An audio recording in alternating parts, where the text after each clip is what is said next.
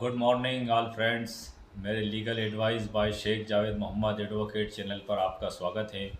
आज हम बात करेंगे क्या अजन्मे बच्चे के हक में वसीयत की जा सकती है। क्या अजन्मा बच्चा वसीयत के द्वारा संपत्ति को प्राप्त कर सकता है, क्या वो इसके लिए एलिजिबल होगा, क्या वो योग्यता रखता है। इसके संबंध में आज मुस्लिम विधि के बारे में हम बात करेंगे। आज का हमारा जो टाइटल और सब्जेक्ट है वो मुस्लिम विधि से संबंधित है।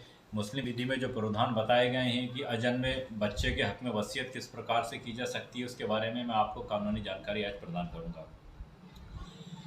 वैसे जो अजन्मा बच्चा है मुस्लिम विधि के तहत वो यदि 6 माह के अंदर जन्म ले लेता है वसीयत करने की, तो वो वसीयत विधि अनुसार मान्य की जाएगी। मुस्लिम विधि में इसको परिभाषित किया गया है कि कौन कौन लोग इसके लिए योग्यता रखते हैं। मैं उनको आपको पढ़कर भी बता देता हूँ और शब्द टू शब्द आपको आसान भाषा में सर आपको समझा भी दूँगा। वसीयती क्षमता मूसला, मतलब जो वसीयत की क्षमता को उर्दू में अरबी में मूसला शब्द भी कहा गया है। एक वसीयती चाहे वह मुसलमान हो या गैर मुस्लिम हो, मतलब वसीयती से मतलब है वसीयत ग्रहण करने वाला, वो चाहे मुसलमान हो या गैर मुसलमान हो, स्त्री हो या पुरुष हो, विवाहित हो या अविवाहित हो, वयस्क हो या अवयस्क हो, स्वस्थ चित्त हो या अस्वस्थ चित्त हो, जो वसीयतकर्ता की मृत्यु के समय अस्तित्व में है उसे वसीयती संपदा प्राप्त करने हेतु अहर माना गया है। मतलब ये सभी लोग जिनको मैंने आपको पढ़कर बताया, एक बार और बता देता हूँ मैं। कोई भी वसीयती मतलब वसीयत ग्रहण करने वाला व्यक्ति, चाहे वो मुसलमान हो या गैर मुसलमान हो, स्त्री हो या पुरुष हो, विवाहित हो या अविवाहित हो, स्वस्थ चित्त हो या अस्वस्थ चित्त हो, बालिग हो या नाबालिग हो, मृत्यु के समय अस्तित्व में है, वसीयतकर्ता की मृत्यु के समय अस्तित्व में है, तो उसे वसीयती संपदा प्राप्त करने हेतु अहर माना गया। मतलब वसीयतकर्ता ने यदि वसीयत की और उस समय अजन्मा बच्चा माँ के पेट में गर्भ में मौजूद है, और यदि वो उसके वसीयतकर्ता के समय वो मौजूद है लेकिन वो 6 माह के अंदर अगर जन्म ले लेता है तो अहर माना गया है, जो आगे धारा में बताया गया है। बशर्ते मृत्यु के समय अस्तित्व में है उसे वसीयती संपदा प्राप्त करने हेतु योग्य माना गया है। बशर्ते, शर्त भी इसमें लगाई गई है जो मैंने आपको अभी बताई थी। उस व्यक्ति की बाबत की गई वसीयत जो गर्भ में है उसे वसीयत की तिथि से 6 माह के भीतर पैदा होना चाहिए। मतलब वो 6 माह के भीतर अगर पैदा हो जाता है तो वसीयत विधि अनुसार मान्य की जाएगी, और यदि वो 6 माह के भीतर पैदा नहीं होता है तो वसीयत उसकी अमान्य हो जाएगी, शून्य हो जाएगी। तो इस प्रकार से उसका 6 माह के भीतर पैदा होना आवश्यक है। आज का जो हमारा टाइटल है, क्या अजन्मे बच्चे के हक में वसीयत की जा सकती है मुस्लिम विधि के तहत? बिल्कुल की जा सकती है।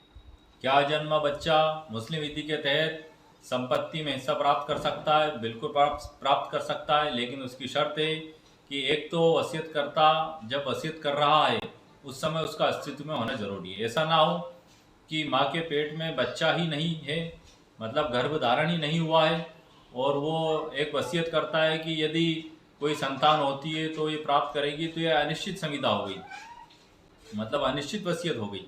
मतलब उसका गर्भ में होना जरूरी है। जैसे ही वो गर्भ में है और इधर वसीयतकर्ता ने वसीयत की और वो 6 महीने के अंदर अगर वो वसीयत की तारीख से जन्म लेता है तो बराबर मुस्लिम विधि के तहत उसका हकदार माना जाएगा।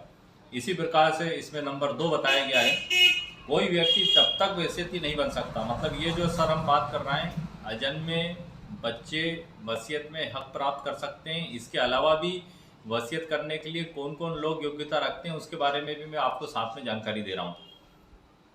कोई व्यक्ति तब तक वसीयती नहीं बन सकता जब तक कि वसीयतकर्ता के अन्य उत्तराधिकारी उसकी मृत्यु के समय रजामंदी नहीं प्राप्त हो जाती।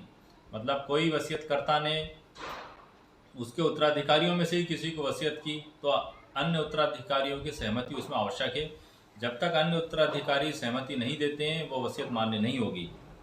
हनफी विधि के अनुसार ऐसी सहमति मृत्यु के पश्चात भी प्राप्त की जा सकती है, किंतु अशना असरी समुदाय में यह मृत्यु के समक्ष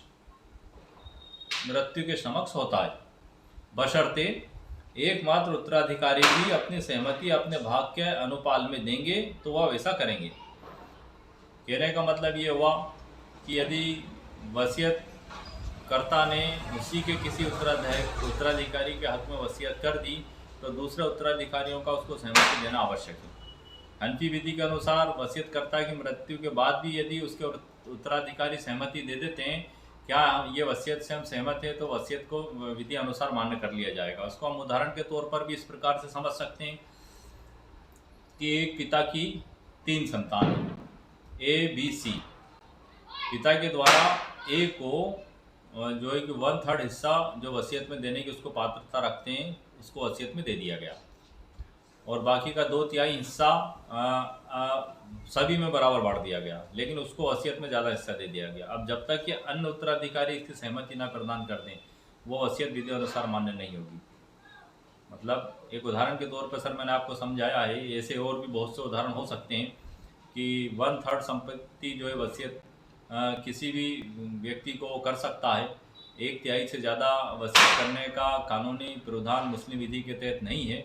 यदि 1/3 संपत्ति से ज़्यादा वसीयत की जाती है तो विधि अनुसार वो अमान्य होगी, क्योंकि वो उसके अन्य उत्तराधिकारियों के लिए उत्तराधिकार में दिए जाने का इसमें मुस्लिम विधि में प्रावधान दिया गया है। वसीयत 2 या अधिक लोगों को संयुक्त रूप से भी की जा सकती है। मतलब मुस्लिम विधि के तहत एक वसीयत 2 या अधिक लोगों को भी संयुक्त रूप से की जा सकती है। उसमें स्पष्ट लिखा जाएगा कि ये संपत्ति किस प्रकार से किसको दी गई है और कितनी किसको दी गई है। और वसीयत के वैसे सभी कानूनी प्रावधान एक ही होते हैं। जैसे मैंने आपको बताया था, वसीयतकर्ता का स्वस्थ चित्त और बालिग होना ज़रूरी है।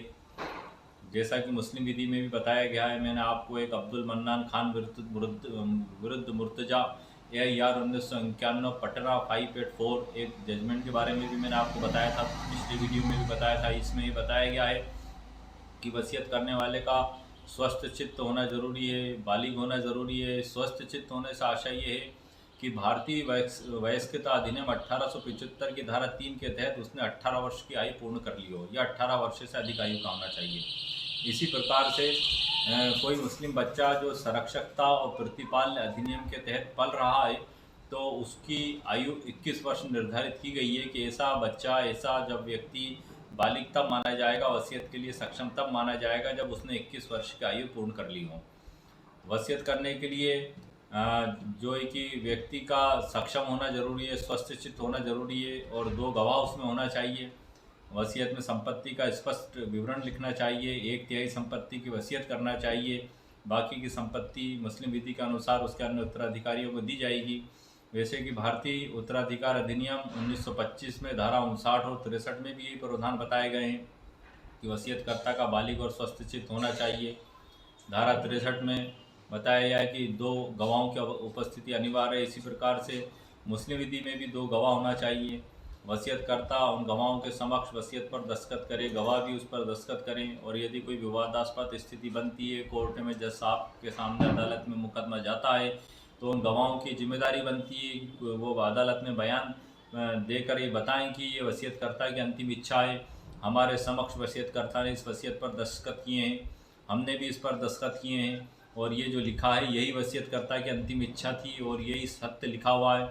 ये उनकी जिम्मेदारी बनती है। इसलिए गवाह भी आप सोच समझकर ईमानदार व्यक्ति को ही गवाह रखें जो आपके भरोसेमंद हो। ऐसा ना हो कि वसीयत के बाद, आपकी मृत्यु के बाद वो गवाह बिक जाएं, पैसे में कुछ जो आपके विपक्षी लोग हैं उनसे संधि कर लें और झूठे गवाह अदालत में देकर आपकी वसीयत को खारिज करवा दें, तो आपकी वसीयत जो है कि निरस्त मान ली जाएगी। वसीयत का कानूनी रूप से लिखा जाना भी बेहद ज़रूरी है। धनीराम विरुद्ध शिव सिंह 2023 सुप्रीम कोर्ट का एक ऐतिहासिक जजमेंट है, जिसमें भारत के सर्वोच्च न्यायालय के द्वारा ये बताया गया है कि महज पंजीकरण से ही वसीयत वैध नहीं हो जाती। कहने का मतलब ये है कि पंजीकरण अगर आपने करा लिया तो उससे ही वैधता नहीं हो जाती है, आपको उसको कानूनी रूप से लिखा जाना भी जरूरी है। और यदि वारिसों में विवाद पैदा होता है और अदालत में अगर मुकदमा जाता है, तो वहाँ पर उसको आपको विधि अनुसार प्रमाणित भी किया जाना आवश्यक है। धनीराम विरुद्ध शिव सिंह वाले मामले में वसीयत पंजीकृत थी। इसमें धारा 63 और जो उसको प्रमाणित किए जाने का पालन है, भारतीय साक्ष्य अधिनियम की धारा 68, उनका पालन नहीं किया गया था और उत्तराधिकारियों को उस वसीयत को मान्य नहीं किया गया और उत्तराधिकारियों को वो प्रॉपर्टी उनकी उत्तराधिकार अधिनियम के तहत दी गई। तो कहने का टोटल मतलब ये है सर कि वसीयत का सिर्फ लिखा जाना ही पर्याप्त नहीं होता। वसीयत को विधि अनुसार भी लिखा जाना आवश्यक है, उसमें कानूनी प्रावधानों का पालन भी किया जाना आवश्यक है। वसीयत में आपत्ति भी की जा सकती है। वसीयत में आपत्ति के कुल 50 तरीके, ये मैंने मेरे चैनल पर वीडियो अपलोड कर रखा है, आप उसको भी देख सकते हैं, ताकि उसको देखने और समझने के बाद आपको ये ज्ञान मिल जाएगा कि जब आप वसीयत लिखने बैठे हैं तो उन कमियों को ना रखें, 50 कमियों को जो आपत्ति जिनसे की जा सकती है। क्योंकि अगर आप उन कमियों को ही नहीं रखेंगे तो आपके वसीयत में कमी भी वसीयत आपकी पूर्णता कंप्लीट रूप से बनेगी। और बिना वकील के वसीयत कैसे तैयार करें, इस पर भी मैंने कुल 10 पॉइंट तैयार करके एक वीडियो मेरे चैनल पर अपलोड किया, उन्हें आप देख सकते हैं। क्योंकि वसीयत सर अंतिम इच्छा पत्र होता है। वसीयत वसीयत होती है सर, वो चाहे किसी भी विधि के तहत हो, चाहे हिंदू विधि के तहत हो, चाहे मुस्लिम विधि के तहत हो, अंतिम इच्छा पत्र ही होता है। इसके तहत व्यक्ति उसकी जीवित और स्वस्थ अवस्था में उसके मरने के बाद उसकी संपत्ति उसके उत्तराधिकारियों में किस प्रकार से दी जाएगी, इसकी व्यवस्था करता है। यदि कानूनी कमियों के कारण उसकी अंतिम इच्छा अधूरी रह जाती है तो ये उसके उत्तराधिकारियों के लिए बड़ा दुख का विषय होता है और झगड़े का कारण बनता है। सालों साल जो पुराने लोग जो आपस में एक दूसरे से बिल्कुल घनिष्ठ संबंधी हुआ करते थे, रिश्तेदारियों को निभाया करते थे, काका बाबा चाचा बुआ मामू भाई बहन, उन सब में आपस में ना इत्तेफाकियाँ हो जाती हैं और वो सालों तक एक दूसरे से बात नहीं करते और अदालत में सालों मुकदमे चलते हैं। तो इसलिए बेहतर होगा कि आप वसीयत को लिखें ही इस तरीके से कि उसमें कोई कमी ना रहे।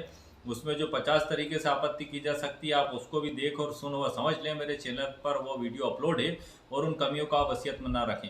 वसीयत आप वकील साहब से मिलकर बनाएं तो बहुत अच्छा है, लेकिन यदि आप भी हिम्मत करते हैं तो बिना वकील के वसीयत कैसे तैयार की जाए, इस पर कुल 10 कानूनी पॉइंट मैंने बनाए हैं जो मेरे चैनल पर अपलोडेड हैं। वसीयत में सर अंतिम अरमान और फरमान लिखा होता है, जिसमें व्यक्ति उसकी अंतिम इच्छा को लिखता है। इसमें मैं आपको इस वसीयत के शब्दों का मूल्य और महत्व बताने के लिए 2 लाइन कहना चाहूँगा। लिखा है जो कागज़ पर वो आखिरी अरमान है, इस वसीयत के शब्दों में जिंदगी का फरमान है। लिखा है जो कागज़ पर वो आखिरी अरमान है, इस वसीयत के शब्दों में जिंदगी का फरमान है। तो आप इससे समझ सकते हैं सर कि एक इतना महत्वपूर्ण दस्तावेज है, यदि ये आपके लिखे जाने की कमी के कारण वो अगर निष्फल हो जाता है तो ये उत्तराधिकारियों में एक गंभीर झगड़ा पैदा कर सकता है। सालों मुकदमेबाजी, आपस में नाइत्तेफाकियाँ, इस प्रकार के हालात उसमें बन सकते हैं। आज का हमारा टाइटल है, क्या अजन्मे व्यक्ति के हक में वसीयत की जा सकती है? क्या अजन्मा बच्चा वसीयत से संपत्ति प्राप्त करने का हकदार होता है? बिल्कुल सर होता है। जैसा कि मैंने आपको अभी विधि के अनुसार पढ़कर बताया भी और आसान शब्दों में समझाया भी, मैं आपको एक बार और बता देता हूँ सर। कोई भी वसीयती मतलब वसीयत गिरीता, कौन कौन वसीयत गिरीता योग्यता रखते हैं वसीयत से संपत्ति प्राप्त करने की? नंबर 1 है, कोई भी वसीयत गिरता या वसीयती, चाहे वो मुसलमान हो या गैर मुसलमान हो, विवाहित हो या अविवाहित हो, बालिग हो या नाबालिग हो, वयस्क हो या अवयस्क हो, स्वस्थ चित्त हो या अस्वस्थ चित्त हो, मतलब बीमार भी है या तंदुरुस्त भी है, वो भी वसीयत ग्रहण कर सकता है। जो वसीयतकर्ता की मृत्यु के समय अस्तित्व में है उसे वसीयत संपदा प्राप्त करने हेतु अर्ह माना गया है। मतलब वसीयतकर्ता की मृत्यु के समय अस्तित्व में है, शब्द ये है सर इसमें कि वसीयतकर्ता की मृत्यु के समय उसका अस्तित्व में होना ज़रूरी है। मतलब वसीयतकर्ता ने वसीयत की और उस समय वसीयत गृहता का अस्तित्व में होना ज़रूरी है। जैसे बच्चे का माँ के गर्भ में, जो कि हमारा आज का टाइटल है। बशर्ते इसमें आगे बताया गया है, उस व्यक्ति की बाबत की गई वसीयत जो गर्भ में है उसे वसीयत की तिथि से 6 माह के भीतर पैदा होना चाहिए। इसी प्रकार से अगर उत्तराधिकारियों में वसीयत कर दी गई है बेटों में, तो अन्य उत्तराधिकारी यदि उसकी सहमति दे देते हैं तो वो भी ग्राह्य मानी जाएगी। वसीयतकर्ता की मृत्यु के बाद भी हनफी विधि अनुसार उनकी सहमति ली जा सकती है। तो सर आज का जो टाइटल है, जो आज का हमारा थंबनेल है, मुस्लिम विधि के तहत क्या अजन्मे व्यक्ति अजन्मे बच्चे के हक में वसीयत की जा सकती है? बिल्कुल की जा सकती है। क्या जन्मा बच्चा जन्म लेने के बाद उस संपत्ति को जो उसे वसीयत की गई है प्राप्त कर सकता है? जी हाँ सर, बिल्कुल प्राप्त कर सकता है, लेकिन उसके साथ ये शर्त भी लगा दी गई है कि वसीयतकर्ता की मृत्यु के समय वसीयत गृहीता का अस्तित्व में होना आवश्यक है और जो बच्चा गर्भ में है उसे वसीयत से 6 माह के अंदर उसका जन्म लेना आवश्यक है। जैसा कि इसमें बताया गया है कि बशर्ते उस व्यक्ति की बाबत की गई वसीयत जो गर्भ में है उसे वसीयत की तिथि से 6 माह के भीतर पैदा होना चाहिए। तो ये महत्वपूर्ण शर्त है, ये मुस्लिम लॉ के तहत जो मैंने आज आपको बताया है। सर उम्मीद है आपको मेरा वीडियो पसंद आया होगा। मेरे वीडियो को आप लाइक भी करें, शेयर भी करें, सब्सक्राइब भी करें। ओके, शुक्रिया, थैंक यू सर।